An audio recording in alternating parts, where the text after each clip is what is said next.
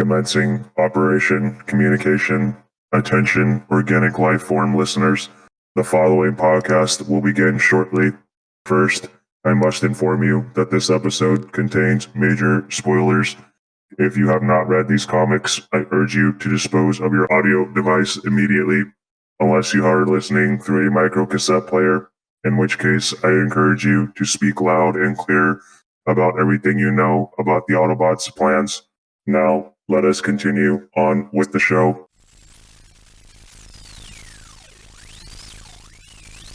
Hello, and welcome to the podcast where we are currently recapping the events of the Transformers IDW 2005 continuity. I'm Onyx Prime with my two co-hosts here. Hi, I'm Computron. Hi, I'm Kilobyte. Moving on with our comic book discussion for today's episode takes us to IDW Transformers More Than Meets the Eye, Volume 6. And as always, spoiler warning. So if you haven't read it already, we highly recommend you go back, read the comic, then come and listen to the podcast with us. Now, onwards. Both Computron and myself have read this series already, but this is Kilobyte's first time, and we are excited to hear his thoughts. But before we can dive into that, Computron, do you mind telling us some fun facts? Yeah, so with the facts, there are a total of 6 comics in this issue. Issue 28 was released April 30th, 2014, and issue 33 was available by September 17th that same year. The writers, my favorite, James Roberts. Artists, Alex Milne and Josh Burkham. Joanne Lafuente, Atilio Rojo, with inks by Brian Shearer and John Wyckoff. Okay, on with the trivia. In issue 28, during Megatron's trial scene and the double page splash, take a look at the extreme left side and you'll see Metal Hawk appear despite having died in Dark Cybertron. Dun dun dun. Baby Kilo is What? right. No one I gotta go dies. Plot armor. I bet Bumblebee was in there too. Oh, no. Okay, issue 29. Issue 29 has a fun reference to a new character introduced named 10 being programmed to obey Swerve's 3 laws.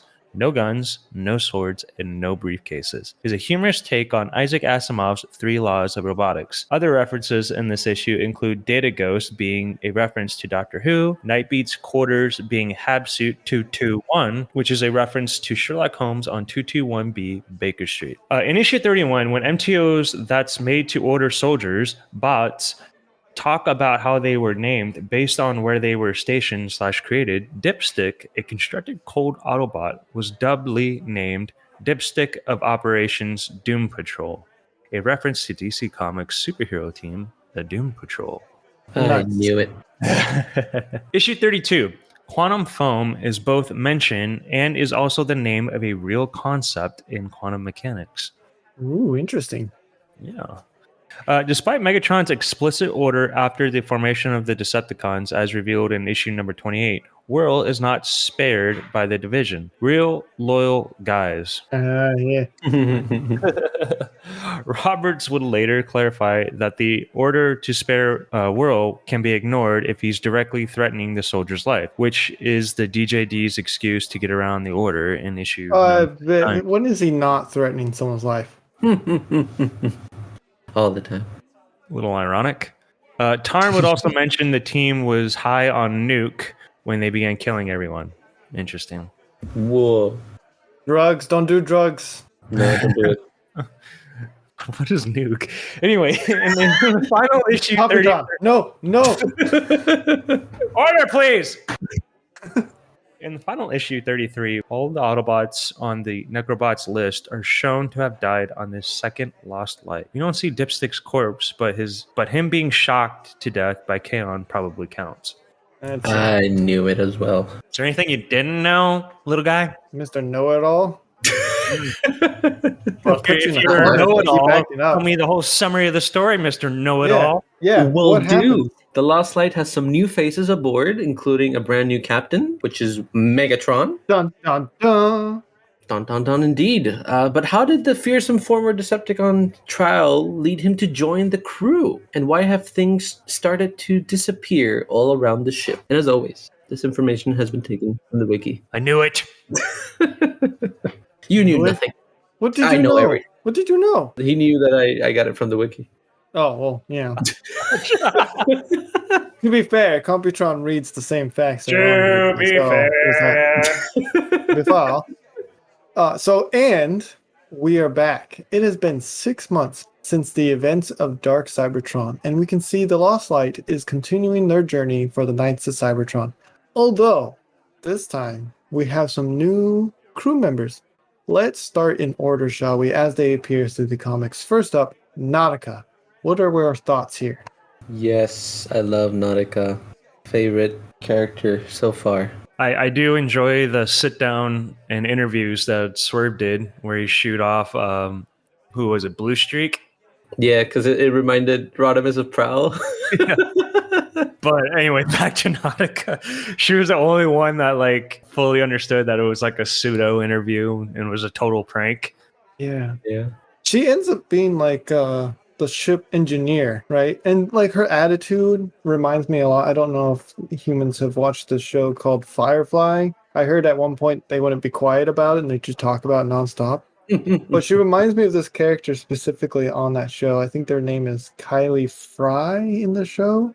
I could be wrong. The engineer of the ship. Yeah, the engineer of the ship. Yeah. And I feel like they give off almost the same energy. Yeah. What are your thoughts? Yeah, I think so too. I think that's spot on. Yes. I've Yes. never seen Firefly, but yes. You haven't seen Computron. Firefly? Wow. Computron. Well, I know what your weekend is going to be. If you think Computron should read it, put it in the comments below, please. Yeah, and definitely read it. like I this thought you said it video. was a Or movie. watch it. Watch it. There you go. They Yeah. have comics. Well, They I have think comics they too. have comics. Yeah. You Okay. should watch the show first to understand the comics. Yeah, there's a movie as but well. leave a comment if you think Computron should watch the show. Leave a like if you think Computron should have already watched the show by now. Thank you. I didn't realize we're using our viewers to just do this to me. The viewers have power. Well, you've done it to me when apparently my ratings are wrong, you know? So I gotta Your ratings abuse are the wrong. power. They're not wrong, they're my ratings. All right, railroading us back here. Next on our list, Megatron is on the Lost Light of all bots. How do we think he got here at this point in time? Your first time reading it, first thoughts, first thing that pops into your head. I was disappointed. No. Wow. Kilobyte. Yeah, if you think Shot Kilo wrong, leave a like and subscribe. Yeah. I was surprised because I think the first scene they call Megatron Captain, like right when we The first scene, yeah, they say the captain is having his head examined and he's in a room with Rung. of all people that's been around dangerous people, Fort Max. You know, right? Yeah, let's give him Megatron. I do like Megatron's like form in this one. It's very nice and clean. It's like Yeah, the design it's is very fun. beautiful. Yeah.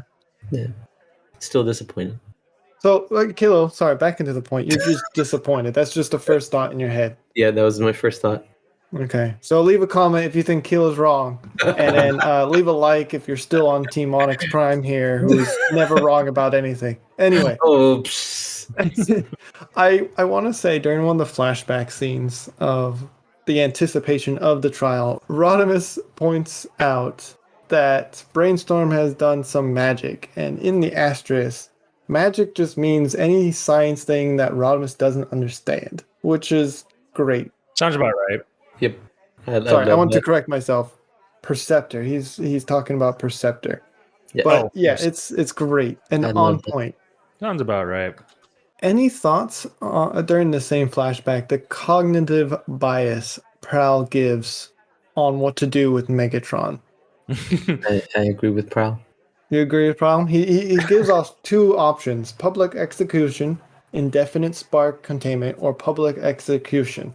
Kilo, how are you the nicest person here? How are you the nicest person here? Literally in the last comment, he said he wanted to be a medic, and now you're like, he needs the death penalty.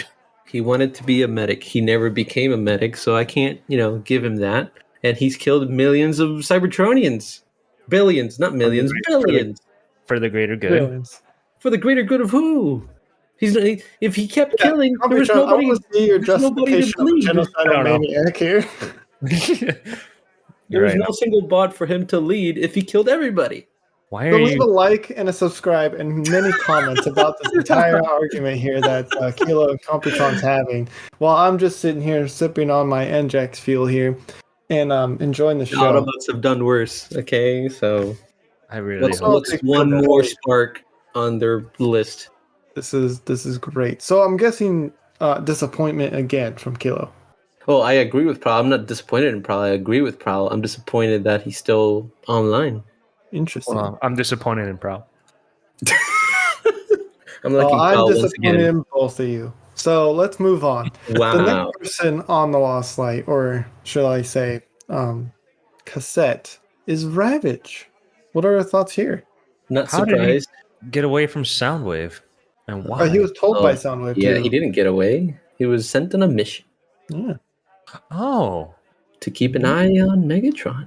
because essentially he wanted to see if Megatron was still Megatron and not being shadow played. Like I think he explicitly says that at one point. Yeah. Or they keep going back and forth if Ravage is a she or a he. So I'm just gonna say they for right now. I And don't think I it think really that, matters. I mean, no, it does. It's a comic, right? It's a fictional character. It's our history. Okay, I've lost my train of thought here. Moving on to my next note then. Eventually, some small, subtle things begin to happen on the Lost Light because why wouldn't it? Such as the Habsuit 28 now says Habsuit 20. Also, the panel below shows some things missing. What are our thoughts on what this might be? Kilo, I want to hear your theories at this point in time. For the Habsuit 208 being now 20, because they explained that that's Chrome Dome's Habsuit. I just thought he just scratched the number off because he's still sad about what happened to Rewind. So I just assumed he scratched it off. I didn't really think anything of it. And then panel 20 is that Night Beat's room where it's missing some stuff. Well, there's that, but before that, but when they get to Habsuit 201, it shows them in a hallway that says fuel furnace. And then after they have their dispute about, the Habsuit 201 now being Habsuit 20, it shows them walking past the same hallway. And now part of fuel furnace is missing. It now says Fulf Ace. Ah, okay. And there's some other subtle things in the background. Like I think some of the parts for Rung's models are missing. And some things in the background that are not pointed out until Habsuit 20, if that makes sense. Oh, I see. I honestly didn't see that. That's interesting. No, I just saw the number missing, and I'm like, probably scratched it off. No big deal. Yeah, that's what I thought too when I was watching this. I thought it was either like Swerve throwing a prank, because we've seen him do a couple pranks before, or Whirl. Whirl. Yeah, I was thinking Whirl. The usual suspects, Yeah. The So, usual suspect. taking us to Habsuit room 113, there's that number again from Roberts, which is Megatron's room. We do see something with Whirl, and that is Whirl and Megatron getting into a little tussle. We find out Whirl has survived all this time because Megatron gave an order not to kill him because he wanted to do it himself. Computron, what are your thoughts on this? Because I know Whirl's one of your favorite characters, and maybe you have a D&D character that's somewhat influenced by this character itself. What are your thoughts? Honestly, like before we began, I just wanted to say like how awesome it was where Whirl shoots him in the out of all things that you could do, he shoots him in the hand with an arrow. Out of all things. Classic Whirl move. Classic Whirl move, right? And Whirl then also said it wasn't me. and then Well, if you ever clearly watch holding the arrow gun. and then does what the Green Goblin did to Spider-Man in that one movie and just decides to, tackle him through a floor and goes all the way down to the engine room. And then Megatron just let him go at it and then, and then says what you said, which was he gave all the Decepticons an order not to kill Whirl. And Whirl was like, why would you do that? What a confidence destroyer, right? Like you are only one of the better wreckers is because no one was allowed to kill you. Yeah. And he even got kicked off the wreckers. Yeah. Yeah. Poor Whirl. No, No. he's Yeah, the reason why we're in this mess. he's always the reason for everything, though. But he's all this time he thinks he's like very good at what he does, and it's because nobody could I kill do. him. Oh, I do also want to talk about the dialogue between Megatron and Whirl in the sense that Yeah, Megatron said, "You are the reason why I just started the war, and it was you that taught me that if I want change, I can't ask for it; I have to force it." Kind of something along the lines of that, right? Yeah. Which It's kind like of you're like, actions it speak gives louder you than words. goosebumps, right? It really gives you Yeah. goosebumps because you're like, Whirl is the reason why Megatron turned into not so good Megatron. And Whirl is also the reason why Kilo here should be upset more with Whirl than Megatron and pardon Megatron on the death penalty. No, Well, he I still don't know carried it about that, on. Megatron. He still Yeah, carried I don't. like World. Yeah, he did bad things because World did It's bad Whirl's things for fault. him, but still he carried. He continued to do it. It's Two totally bad Whirl's things fault. does not make a good thing. I'm just saying. But Yeah. also, we shouldn't let, especially Megatron, be the captain of a lost flight. Like we'll get to it. We'll get to it. We're gonna move on. During the trial flashback, Atomizer, one of the new characters that are making a front, and they'll start popping up more and more as we continue on, brings up a good point about the anonymous votes here between, the numbers that were on Rodimus's hands, the 89 over 101, right? Yep. And says, to be fair, nothing is really anonymous these days, nor have they been for a while, and points out this anonymous voting thing isn't anonymous, and he knows exactly who voted no and who voted yes. Kilo, what did you think about this, and do you think Rodimus looked at that list? I thought that was interesting that he believes so much in Rodimus that he would go the lengths of finding this list so that Rodimus could kick out the ones that went against him. That way, he had a full crew of supporters, and then how they show it to the reader. They Rodimus is kind of like, no, I don't want to read it. I want to be partial and everything. But in the end, I'm like, I'm pretty sure he's gonna read it.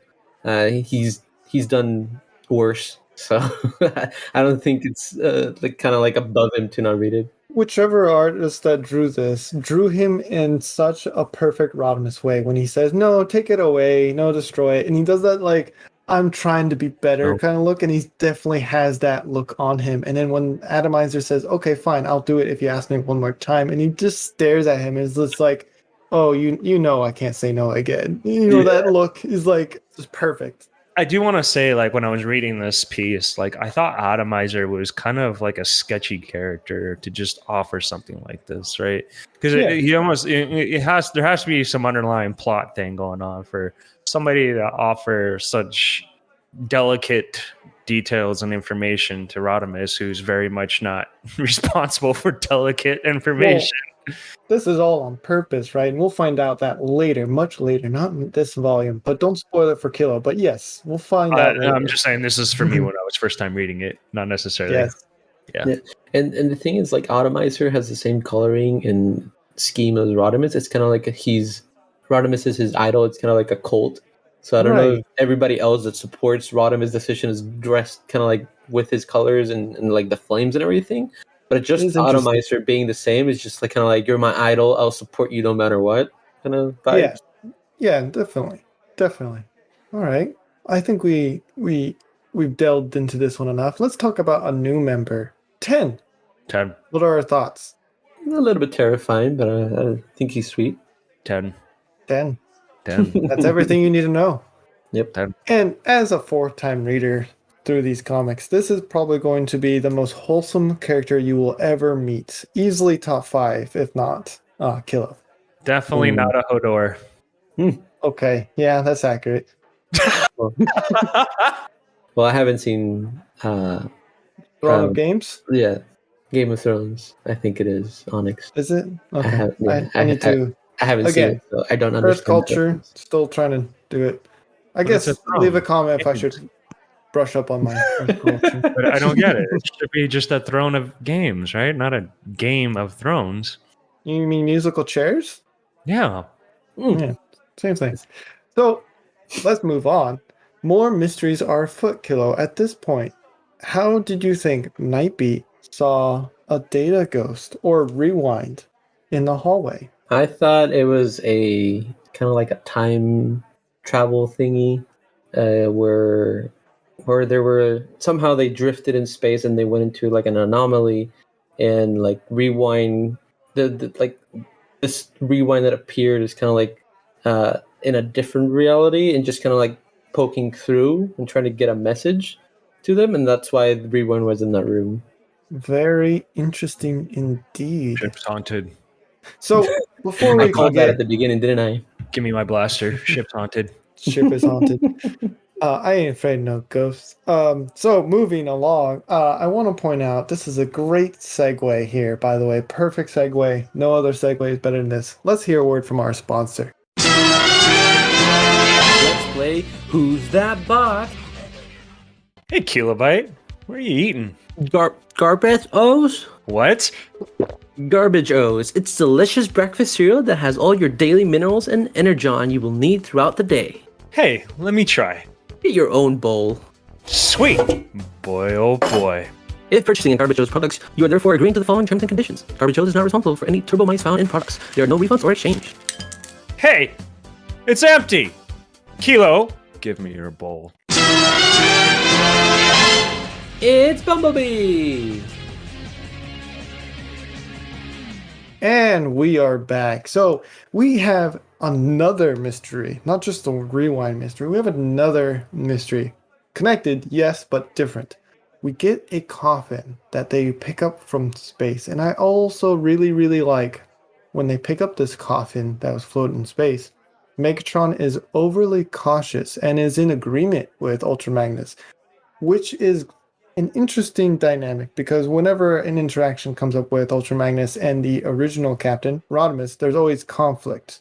But I find it interesting. What's your thoughts on this? I was kind of happy to see some more stuff like this. And the reason why I'm saying this is because I don't know if, like in the beginning of the first More Than Meets the Eye episode, we were given this plethora of plots that need to be filled right off the bat.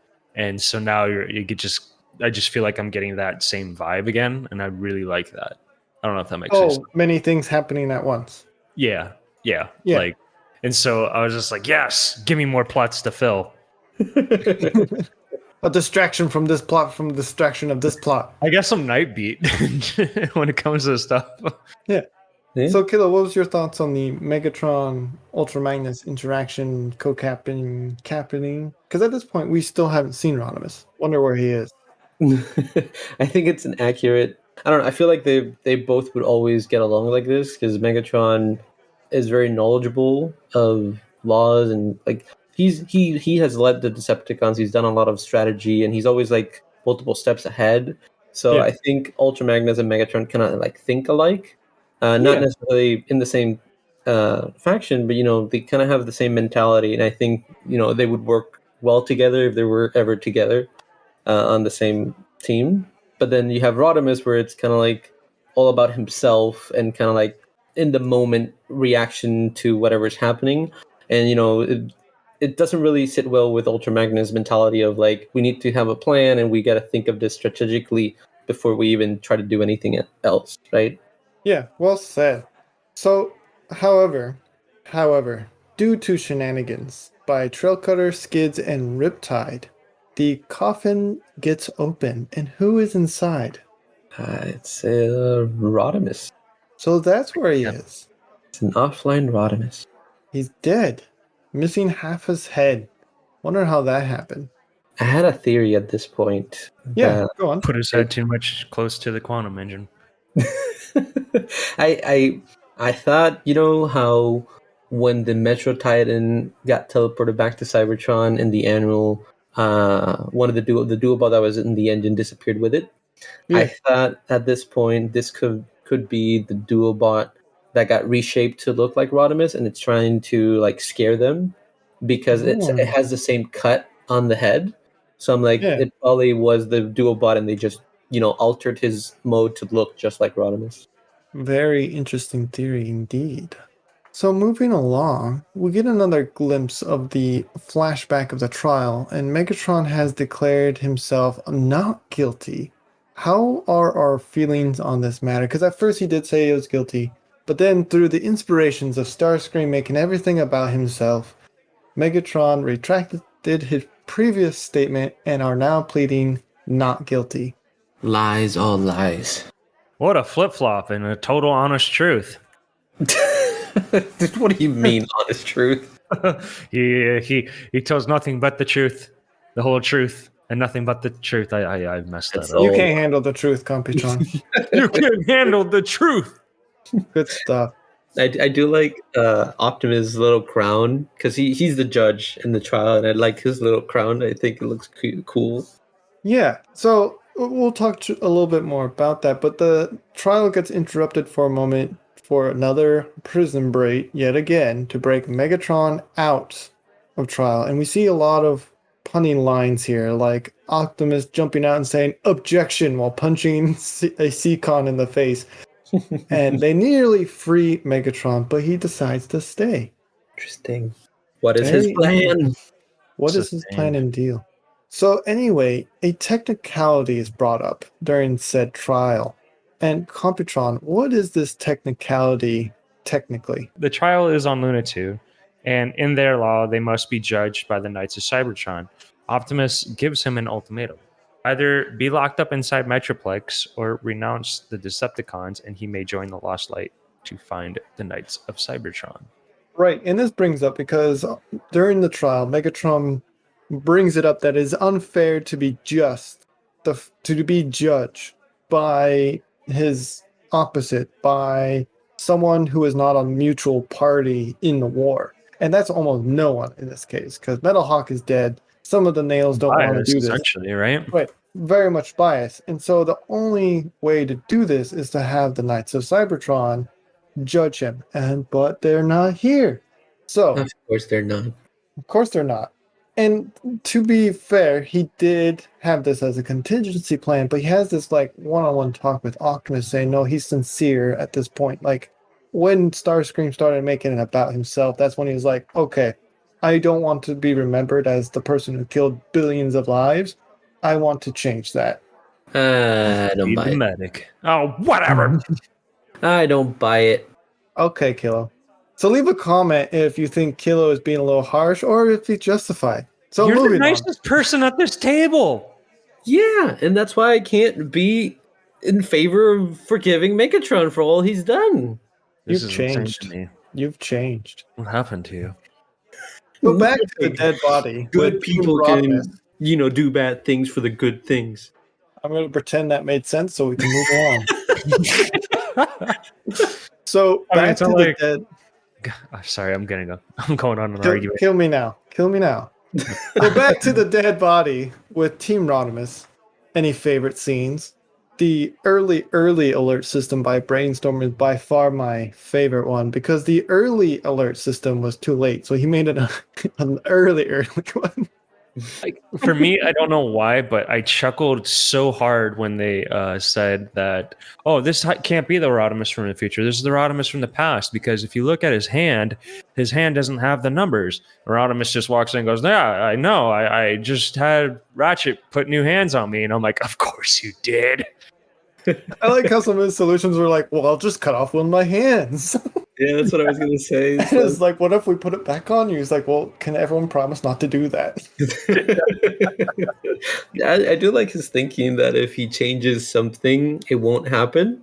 Right. And I'm like, okay, that could, it's a possible theory. Yeah. It's Rodimus' solution isn't the greatest of all solutions, are they? I do also want to say, like, Ratchet, of all people, giving Rodimus new hands. It's just cherry on top. Well, yeah, that makes So to the Swerve's bar on the Lost Light, not the one of the off branches that we're in right now, Getaway starts warming up to Tailgate, saying someday he'd make an excellent prime. Kilo, what are your thoughts on this heartwarming interaction?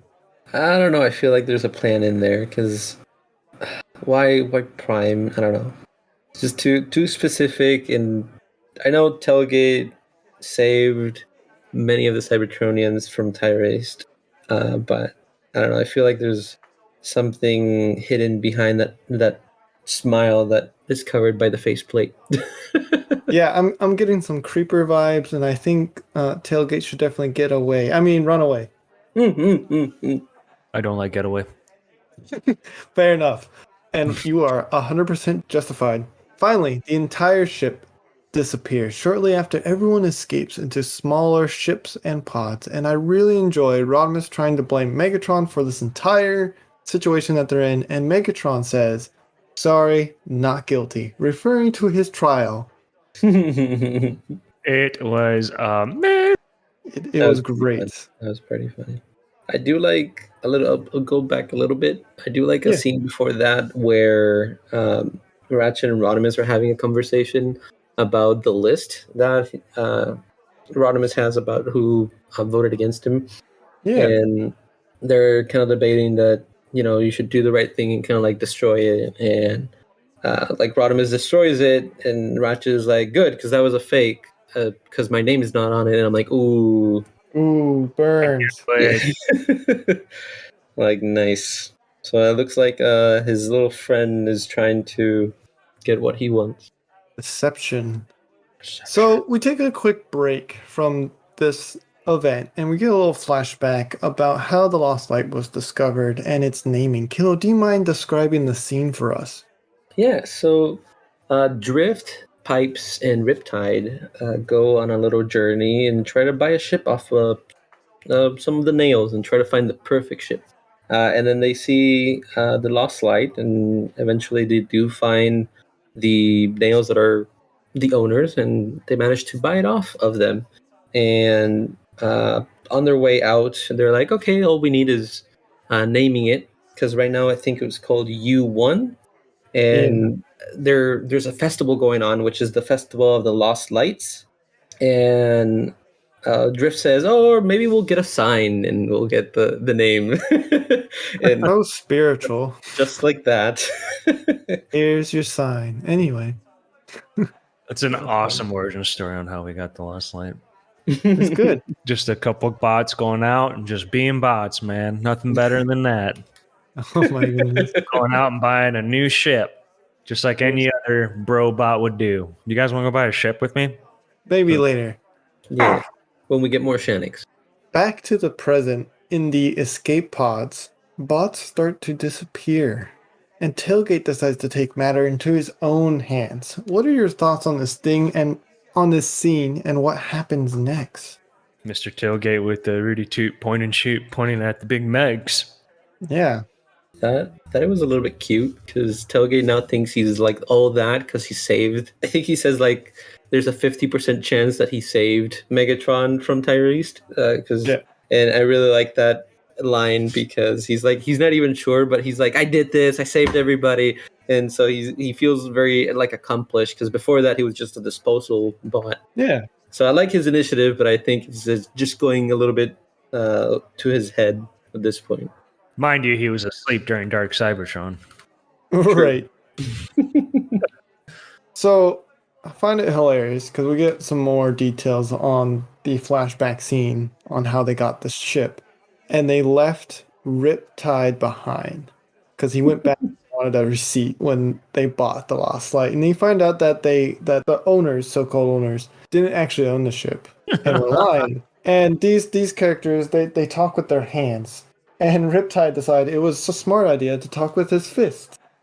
Well, Riptide, bless his spark, was immediately knocked out for 2 days, and the Lost Light left him behind. Poor bot.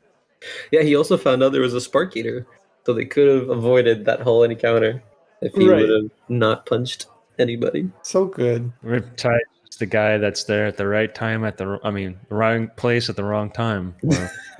Yeah.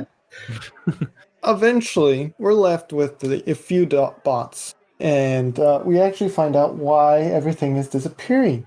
Quantum, is it just quantum engines are to blame? Quantum mechanics? Nautica explains it better. Leak. Quantum everything. Yeah, Quantum explains everything in this part. Essentially, when they first quantum jumped, they split the ships into two. Now, There is no such thing as the original ship because they were both technically the original ship. One experienced slightly different events, right? And such that when they got close to each other, the universe couldn't handle both of them existing, so one had to go. So that was the ship that we're watching right now, the one that disappeared. But we pull up to the second ship, which is already in the midst of being, well, it was destroyed. It's just floating in space at this point. Yeah. It was a golden graham cracker of just complete dust. Yeah. And it's quite a sight to be seen because what happened to that ship? Kilo, do you want to talk about what happened to that ship? That poor ship. Yeah, so in that ship, there's somebody on board that removed Overlord's containment field, and that sent a signal to the DJD on Overlord's location. And they arrived and they took care of everybody on board, even though they only wanted Overlord. They were having so much fun. Yeah, these last two issues are properly named Slaughterhouse for a reason. Any death scenes or flashback scenes or killed scenes that stand out the most to you?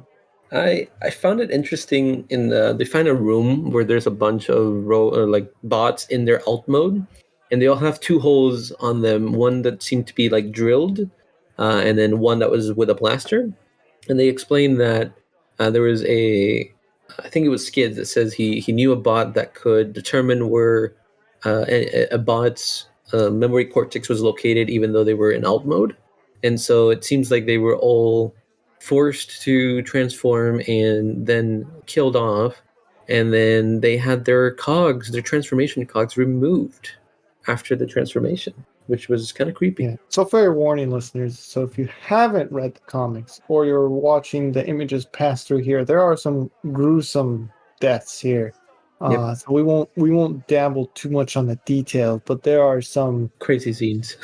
Crazy visuals. crazy scenes. Is some like there's I know they're just robots, but some of these are just They're pretty brutal. Like intense. poor tailgate. Yep. Oh, Goodness, they're not so tough all. anymore. Yeah. Now that we know what happened, how do we know what happened exactly? Because they had a hunch, but something or someone reassures them on that hunch. Who is that? They find Rewind hiding inside of Ultramagnus' armor. And he managed to survive the attack from the DJD. The thing is, I find it interesting that it was just Rewind because in the other universe, it was the complete opposite in that situation where Rewind was kind of like the only one that died, right? Computron, I want to point out this is the same universe. I know. I was trying to draw. Maybe it's a bad line to draw, but I was trying to draw a line that the two universe or they're in the same universe. The two lost lights are complementary. I don't know if that makes sense Yeah. at all. No, I get what you're saying. They complete one another. Just like Rewind and Chrome Dome. Yeah, this is true. So we know what happened. What is the plan to hopefully fix something? Fix everything. Hopefully something super simple, right? Am I right? Some are so easy, right? In the world of Transformers, or in the more than meets the eye, it's never simple. Explain. They have to deactivate the engines, and they're currently leaking a foam trail, or I think it's called quantum foam. Yeah, And real so thing, by the way, apparently. yeah, so if you touch it, it pretty much will explode. So, and since it's been leaking for a while, it kind of creates like a webbing effect. And so you need to send in small bots. And currently there's only one, which is Rewind. There's two. There's Rewind and Ravage. But Ravage can't really They don't have operate. thumb. Yeah, can't really operate the way the mechanism to turn off the engines. So they have to find another way.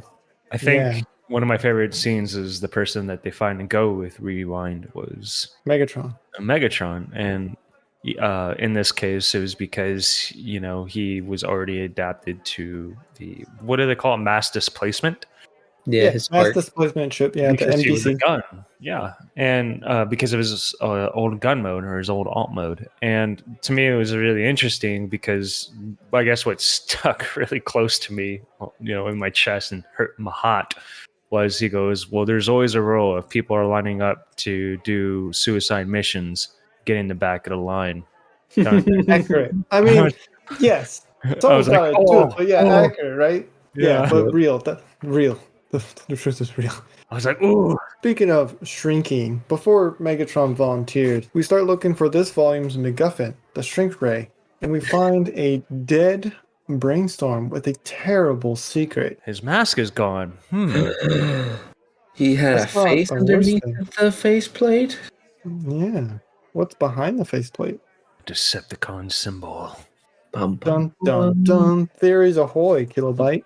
They do say that he could be a spy for the Decepticons, but Megatron says that he doesn't quite fit the spy criteria for them.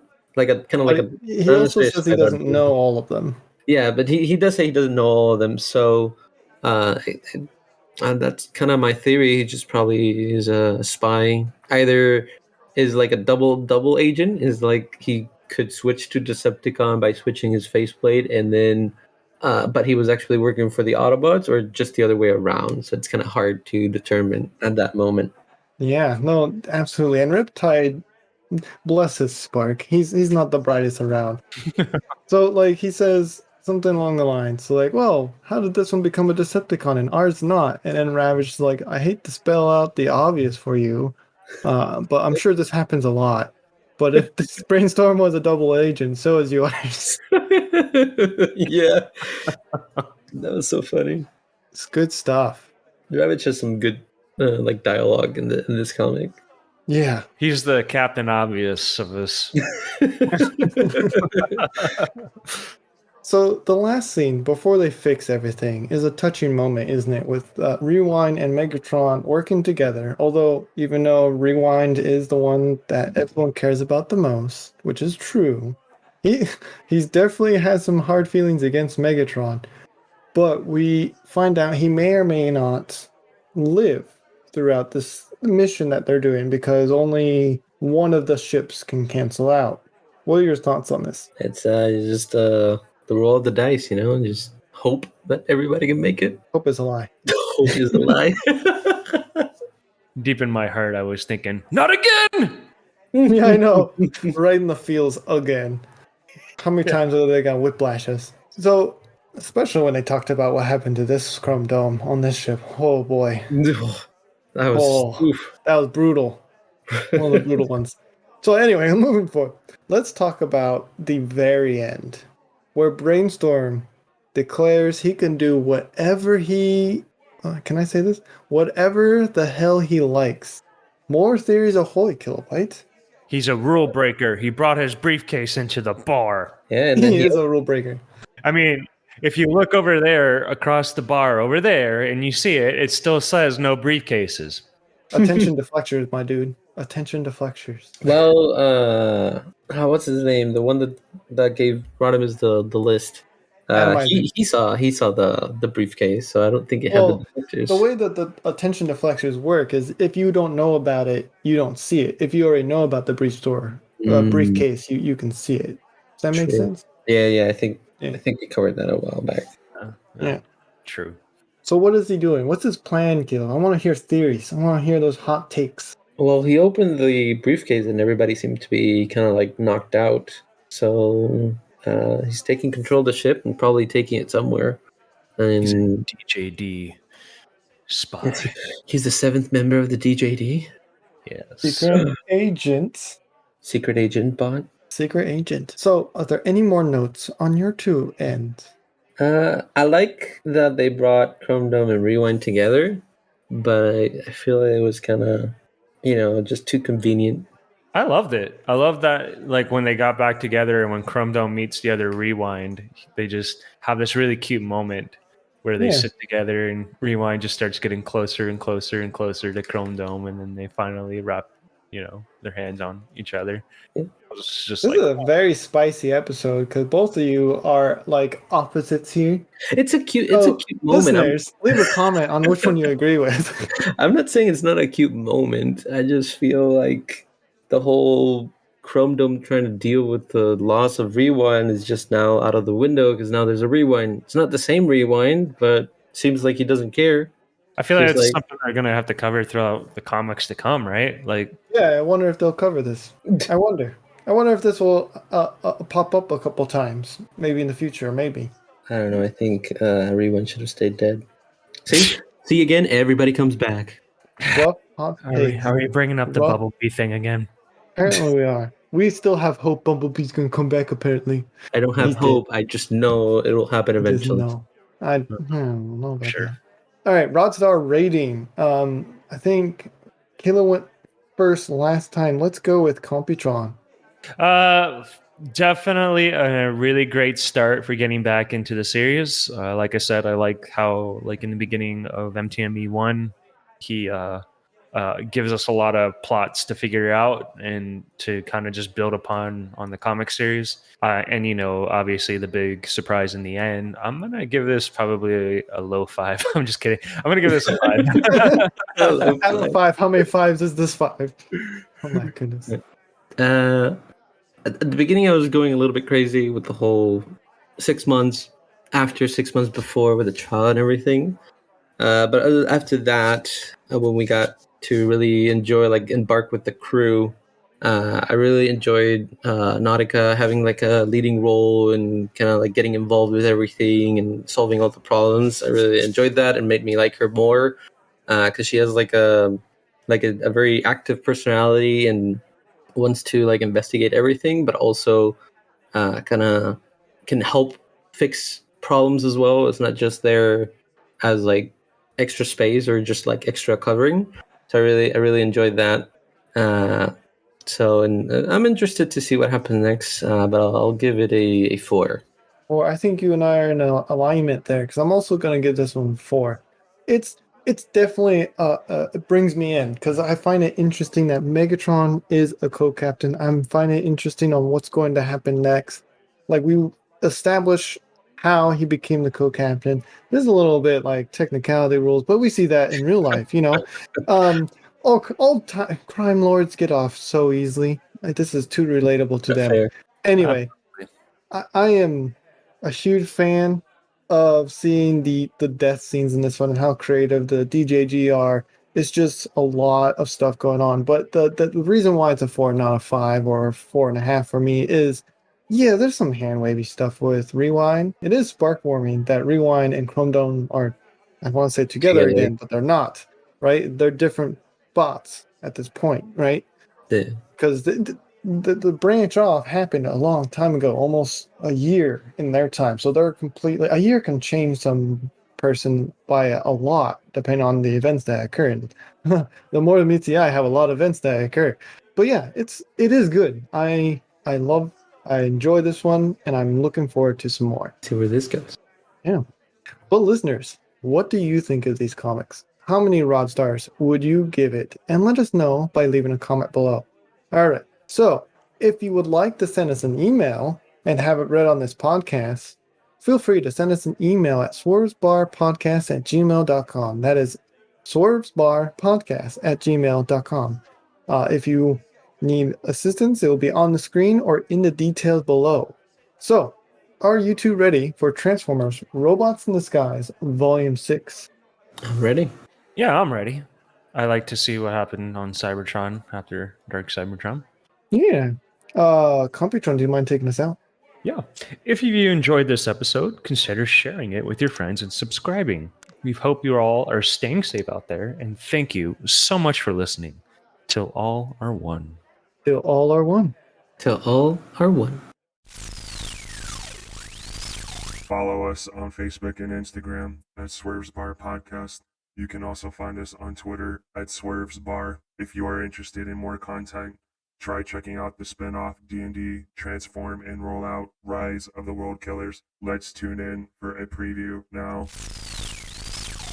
It looks like a normal metal box that's used to carrying either spices or some sort of storage for something. Or bombs? It could be. I don't know. You have to open up. Oh, It's probably Strato's head. Probably. It probably is. Or a ransom note. It might be that. Okay, I'll take it back down. Exhilarating. There is also a YouTube channel with bonus content. Link will be provided below. End transmission.